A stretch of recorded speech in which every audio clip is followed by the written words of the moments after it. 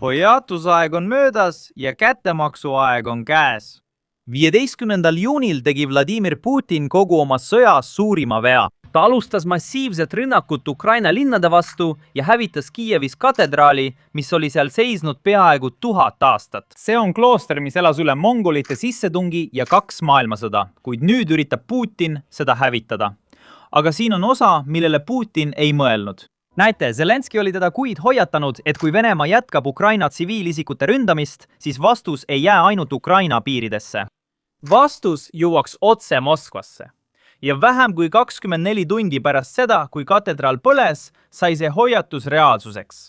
Ja Venemaa peab teadma, et meil oli kohutav talv ja neil ei saa ka lihtne olema. Ukraina alustas üht suurimat õhurünnakut, mida Moskva eales näinud on. Venemaa suurim rafineerimistehas, mis asub vaid 10 miili kaugusel Kremlist, hakkas põlema.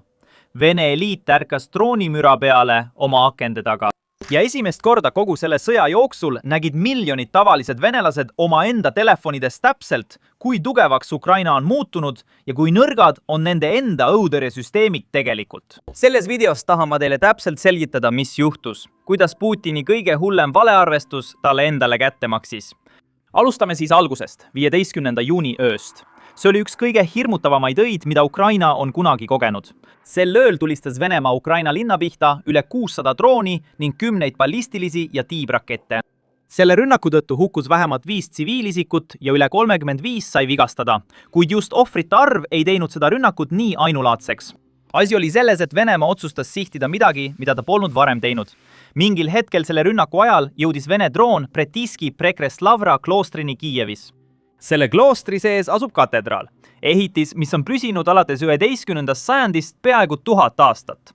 Ja Putin valis selle ehitise oma sihtmärgiks. See on üks vanimaid ja pühamatest paikadest kogu õigeusu kristluses. Seal asuvad pühamud ja reliikviad, mille juurde palverändurid on sajandeid reisinud. Ma ei saa piisavalt rõhutada, kui oluline, kui vana ja kui püha see paik tegelikult on. Ja tead mis? Kui klooster pärast rünnakut põles, püüdsid sees olnud preestrid tegelikult päästa selles hoones olnud riste. Vaata järgi. Praegu on minu selja taga preester, kes püüab risti päästa, sest see hoone, mis on peaaegu 1000 aastat vana, sai Vene rakettidega pihta. Näete, politseinik otse minu selja taga jälgib rakettide ja droonide eest, mis samuti linna tulevad. Ma poleks kunagi arvanud, et teen sellise video, aga siin Ukrainas on kell 4 hommikul. Igal pool on tuletõrjujad, kes püüavad kustutada leegitsevat hoonet, mis praegu minu selja taga põleb. Ma ei suuda tegelikult uskuda, et ma seda praegu pealt näen ja kõik on pinges. Teate, need tuletõrjujad riskivad oma eluga lihtsalt selleks, et seda hoonet päästa. Siin püüavad preestrid päästa ka artefakte ja pühasid esemeid. 1000 ja mõned kuulid lihtsalt, et kuidas... Vabandust. Põhjus, miks ma praegu siia tulin ja selle video teen, on näidata, et see on tegelikult sõda, mida Venemaa peab tsiviliseeritud maailma vastu. Sellel pole mingit pistmist maa või territooriumiga.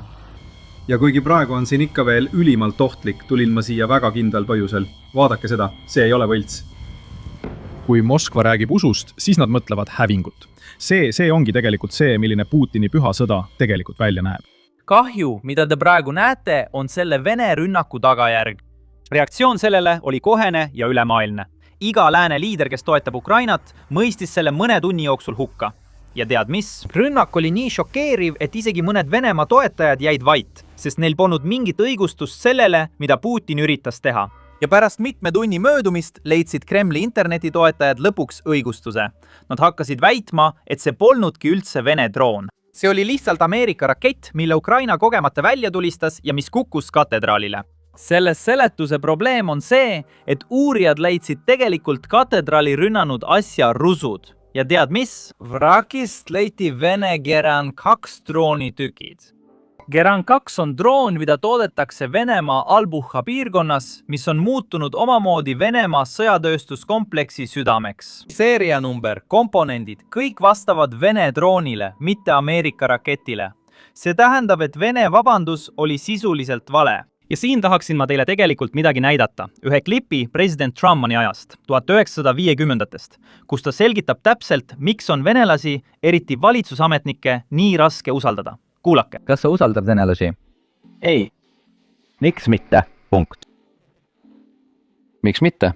Nad murdsid kõik kokkulepped, mis nad minuga kunagi sõjumisid, sellepärast ma neid ei usalda. Nüüd, selle katedraali kohta on ka häid uudiseid, millest räägime hiljem videos. Aga kõigepealt vaatame täpselt, kuidas Ukraina reageeris.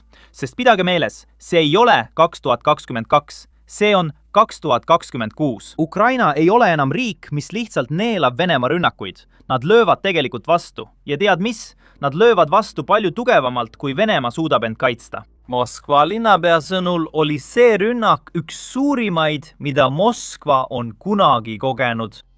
Siin on oluline meeles pidada. Ukrainal ei olnud tegelikult võimalust Moskvani ulatuda enne käesolevat aastat. Võib-olla neil oli, aga need rünnakud polnud midagi märkimisväärset.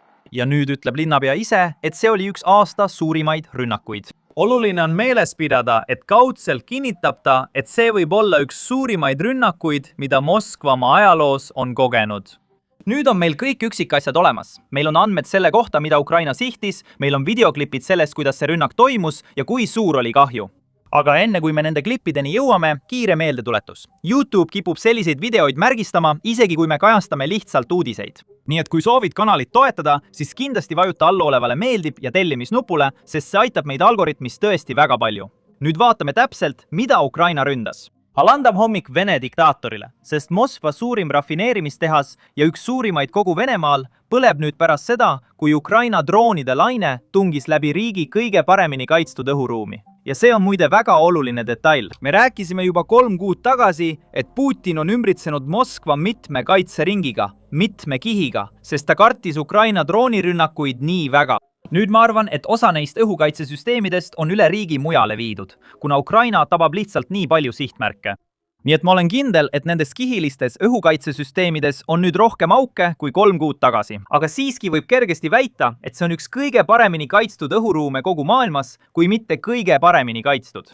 Ja hoolimata sellest liiguvad Ukraina droonid seal vabalt ringi, nagu te varsti näete. Kuid siiski, vaadake, kui oluline see rafineerimistehas oli.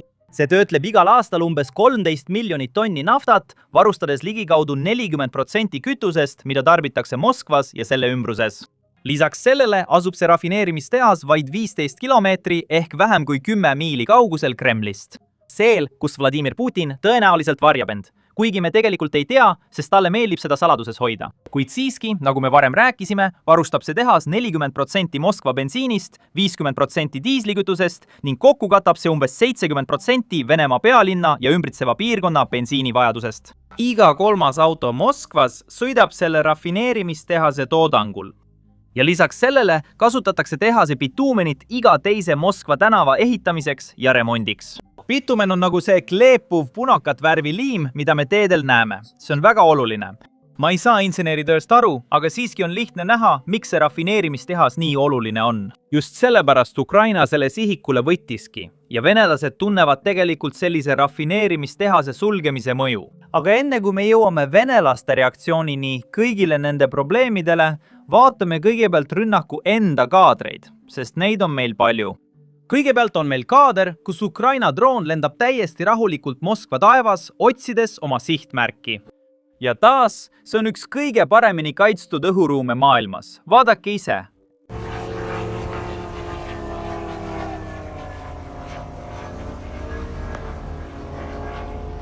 Järgmises kaadris ärkab üks Moskva elanik droonide mürina peale, mis lendavad otse tema maja kohal.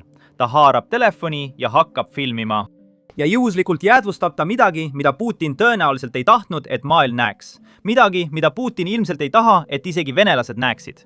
Otsene tabamus Moskvas. Ja see oli suur. Vaata nüüd!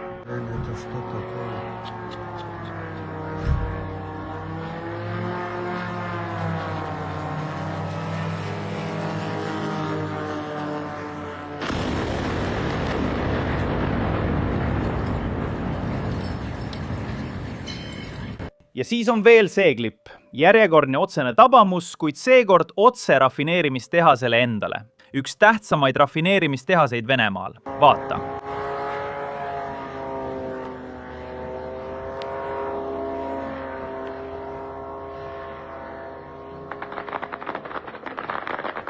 See on nüüd midagi, mida harva näeb. Oleme näinud, kuidas venelased salvestavad rünnaku tagajärgi, tavaliselt linnades, mis asuvad väljaspool Moskvat. esiteks näitab see muidugi nii venelastele kui ka maailmale, et Venemaa on tõesti jõudnud punkti, kus nad ei suuda isegi oma pealinna kaitsta. Teiseks on see suurepärane luureandmestik lahingukahjude hindamiseks. Ma olen kindel, et Ukraina eksperdid suudavad täpselt välja selgitada, mida tabati, millist kahju see põhjustas ja kui kaua Venemaal taastumiseks aega läheb. Või näiteks, kui kaua kulub kahju parandamiseks. Just sellepärast ei taha Venemaa, et venelased neid kaadreid salvestaksid ja internetti üles laadiksid. Selle vastu on neil seadused ja selle eest karistatakse rahatrahviga. Venelased, kes seda avaldavad, saavad kohtus rahatrahvi, kui nad vahele jäävad ja süüdi mõistetakse. Nii et Venemaa teab, et see annab Ukrainale sõjalisi eeliseid ja sellest hoolimata juhtub see ikka edasi. Kohe pärast selle rünnaku lõppu andis Zelenski ise avaliku avalduse selle kohta, miks see rünnak toimus ja miks Ukraina jätkab selliste rünnakutega. Ja see on šokeeriv. Enne kui ma selle avalduse ette loen, mainin kiiresti, et just sellised klipid, nagu te just nägite, on täpselt see materjal, mille pärast YouTube mõnikord meie videot demonetiseerib, isegi kui me käsitleme neid lihtsalt uudisena. Teate ju, et nii peaksid uudistekanalid töötama, aga siiski juhtub mõnikord vigu. Nii et kui soovite toetada meie ausat kajastust sellest sõjast, võite liituda kanaliga liikmena või lihtsalt külastada basicsinsider.com-i. Edaspidi saavad liikmed iga video pikemaid versioone. Lisaks sellele saate liikmeks saades rohkem uudiseid ja eksklusiivseid videoid. Aitäh teile suure toetuse eest ja nüüd lähme üle Volodõmõr Zelenski avaldusele. Seekord tundis Moskva piirkond Ukraina kaugmaa võimekuse ulatust. Naftatöötlemistehas sai tabamuse 500 kilomeetri kaugusel, umbes 300 miili kaugusel. Venemaad tuleb sundida lõpetama oma sõda meie rahva vastu ja Ukraina kaugmaarelvad on üks tähtsamaid sellise surve komponente.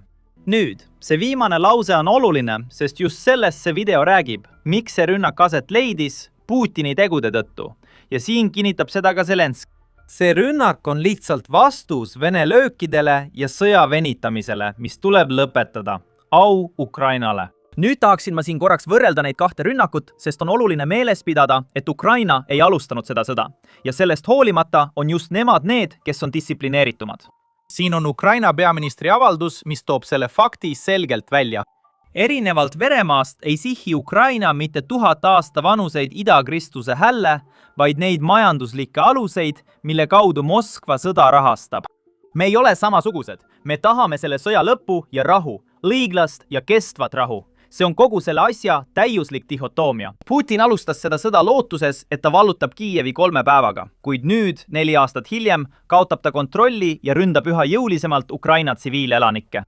Teisel pool on meil Ukraina. Kuigi riik muutub tugevamaks ja Ukraina sõjavägi muutub tugevamaks, on nad endiselt distsiplineeritud. Nad ründavad Vene rafineerimistehaseid ja Vene sõjaväe varustusliine, sest nad teavad, et sellel on suurem mõju nende eesmärgi saavutamisele. Kui Putin oleks tark, siis ta mõistaks, et Venemaa strateegia rünnata Ukraina tsiviilisikuid kahjustab tegelikult Venemaad mõlemal rindel. See on nagu Vene sõjaväe survestamine mõlemalt poolt. Mõelge ise. Kui Venemaa ründab Ukraina tsiviilisikuid, muutuvad Ukraina tsiviilisikud selle sõja ja Venemaa sissetungi vastu veelgi ühtsemaks. Ja teiselt poolt, kui Ukraina vastab, rünnates Vene rafineerimistehaseid ja sõjalisi varustusliine, siis mis juhtub? Vene elanikkond pöördub selle sõja vastu, sest nüüd kannatavad nad otseselt. Nagu te varsti näete, on Venemaa tanklates kütus otsa korral ja Vene varustusahelad on nii pingelised, et rindeväed ei saa enam varustust nii nagu varem. Ja selle tõttu kannatab Venemaa mõlemal rindel. Vaadake seda raportit. Moskvas ja Peterburis teatatakse mõlemas aktiivsetest kütusepuudustest. Mõlemas linnas on alustatud bensiini ostukoguste piirangutega. Oluline on meeles pidada, et see on riigi pealinn, millel on tohutult palju naftat. See on arusaamatu. Ja lisaks sellele on see Euroopa suurim linn. Ja nüüd kannatavad kodanikud. Vaadake seda raportit. Ainult maikuus ründas Ukraina Venemaa naftarafineerimistehaseid 16 erineval korral. Tegelikult sihiti sel kuul 8 Venemaa 10 suurimast rafineerimistehasest. Ja kui arvestada ka rünnakuid naftabaasidele ja muule naftataristule, tõusis Ukraina korraldatud rünnakute koguarv umbes 30-ni 1 kuu jooksul. See tähendab sisuliselt 1 rünnakut iga päev ja Venemaa on nüüd hakanud selle kampaania mõju tundma. Alles hiljuti keelas Venemaa naftatoodete ekspordi. Ma arvan, et enne keelasid nad bensiini, nüüd on nad keelanud lennukikütuse. Ja seda tehakse selleks, et tagada varude olemasolu siseriiklikul turul. Vaadake tootmisandmeid, sest need näitavad meile täpselt, mis toimub kogu Venemaa naftaturul laiemalt. Vene naftatoodang on jõudnud 16 aasta madalaimale tasemele. See graafik näitab Venemaa aastast naftatoodangut. Iga joon tähistab 1 aastat ja need kipuvad koonduma ühte gruppi. Teate ju, et tootmine tõuseb ja langeb vastavalt nõudlusele tavapärases vahemikus. Aga vaadake nüüd rohelist joont allosas. See on käesolev aasta 2026. Ja see on madalaim tase, mida Venemaa on 16 aasta jooksul rafineerinud. Lisaks sellele muutub joone kalle iga kuu üha kiiremini negatiivsemaks. See tähendab, et Ukraina kampaaniate tõttu suletakse Venemaa naftatehaseid või nafta rafineerimistehaseid lihtsalt järjest. Nüüd pöörame taas tähelepanu näidetele, sest vaatame, kuidas Venemaa eliit sellele kõigele reageerib. Sest päeva lõpuks, kui tootmine langeb, siis mis juhtub? Inimesed kannatavad. Siin on kokkuvõte Moskva elanike ütlustest selle kohta, mida nad peavad läbi elama. Kallid kliendid, mis see on? Mis see on? Ainult ettemaksuga? Noh, tundub, et see polnudki jama, eks? Ma lähen nüüd sisse ja küsin, sest mul on vaja 65-liitrine paak täis panna. Vaata, alles jäänud sõidulatus on praegu 68 kilomeetrit. Mul on vaja paak täis panna. Kas me saame paagi täis panna? Kas ma saan siin maksta? Tule sisse. Jah, mul on küsimus. Kas bensiin on kuidagi piiratud? Siin, jah, maksimaalselt 20 liitrit. 20 liitrit. Nii et kui mul on vaja 65 liitrit tankida, siis ma ei saa seda teha, eks? Jah, noh, oleme selle päeva ära näinud, nagu öeldakse. Tatneftis antakse iga auto kohta ainult 20 liitrit bensiini. Rohkem ei anta. Diiselautole 40 liitrit, bensiiniautole 20 liitrit ja veoautole 200 liitrit. Uudiste põhjal on see kestnud alates 12. juunist ja keegi ei tea, kui kaua see veel kestab. Aga Lukoil ja Bashneft, meie lemmikud kohalikud tanklad, on korras. Nemad pole mingeid piiranguid kehtestanud. On väga ebameeldiv, kui sind milleski piiratakse. Eriti kui see on bensiin. Sa elad riigis, kus on bensiinivarud, aga sind piiratakse bensiini kasutamises. See on üsna halb olukord. See on nagu mingi õudusunenägu. Vaata ainult, mis toimub Moskvas. Kilomeetri pikkune ummik, et jõuda bensiinijaama. Oleme siin juba umbes 40 minutit seisnud. Kohutav. Ma arvasin, et see häda ei jõua meie juurde. Kogu parem rida on lihtsalt järjekord tanklasse Peterburi-Moskva maanteel. Ja see tekitab Kremlile veelgi suurema sisemise probleemi. Tavalised venelased hakkavad nüüd aru saama, et riigimeedias saadav info ei ole tegelikult uudis. Nad ei saa tegelikult tõde teada. Mõelge ise, üks suurimaid rünnakuid Moskvas just toimus, aga meedia ei maini seda peaaegu üldse. Vaadake ise, need on Vene ajalehed ja see, mida nad ütlevad. Teated planeerimata remonditöödest Venemaa naftarafineerimistehastes avaldavad survet naftatööstuse aktsiahindadele. See väljend planeerimata remont on kood Ukraina droonirünnakute kohta Venemaa naftarajatiste vastu. Öeldakse seda, ilma et seda otseselt välja öeldaks. Eile toimus Ukraina droonirünnak Moskva naftarafineerimistehasele. Moskovski komsomolets ei maini täna seda konkreetset rünnakut. Küll aga teatab see, et 15. juunist 16. juunini oli Moskva piirkonnale raske, sest see sattus Ukraina droonide tugeva rünnaku alla, purustasid kortermajade aknaid ja süütasid katuseid. Vigastada sai 6 inimest. Samuti see väide. Moskva piirkonna rünnakutes kasutas Ukraina armee esimest korda täiustatud droone. Vaenlane suutis ületada rasked ilmastikutingimused. Mõned droonid lendasid vihmasajus. Ja veel majandusest siin. Tõepoolest, föderaaleelarvega on probleeme. Nafta- ja gaasitulude hüppe mais Lähis-Ida kriisi tõttu on vaid ajutine ega paku suurt tuge. Selle mõju söövad kiiresti ära tugev rubla, nafta allahindlused ja logistika haavatavused. Esimese 5 kuu jooksul 2026 aastal langesid naftasektori tulud siiski 30%. Nüüd tahan ma selle video lõpetada positiivse noodiga, sest mulle tundub, et me ei tee seda eriti tihti, arvestades, et me kajastame geopoliitikat ja sõda. Kuid siiski, täna on meil häid uudiseid. Katedraal, mida Venemaa vaid 2 päeva tagasi ründas, tead mis? Kellad on taas helisema hakanud. Taastamistööd on juba alanud ja preestrid tegutsevad taas nii nagu varem. Vaata ise, meil on tegelikult ka kaadrid olemas. Jah, kellad helisevad Lavras, mis tähendab, et kõik toimib edasi. Kõik on elus, täpselt nagu Kiievi linn. Ma usun, et ükski venelane ei suuda seda suurt linna hävitada. hommikul hakkab linn oma haavu ravima.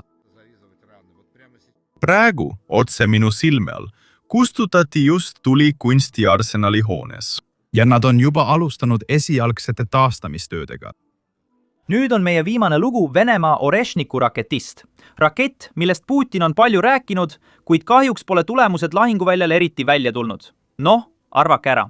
Uus luureinfo viitab sellele, et raketil on palju probleeme. Nii et sellest loost räägime ainult liikmetele. Kui soovite sellest kuulda, võite täna liikmeks saada klõpsates allpool oleval liitu nupul või minnes lehele basicsinsider.com. Toetate kanalit ja muudate meie kajastuse võimalikuks. Lisaks saate juurdepääsu eksklusiivsetele videotele, mida loome ainult liikmetele. Lisaks sellele saate pikendatud versioone videotest, mida avaldame kõigile.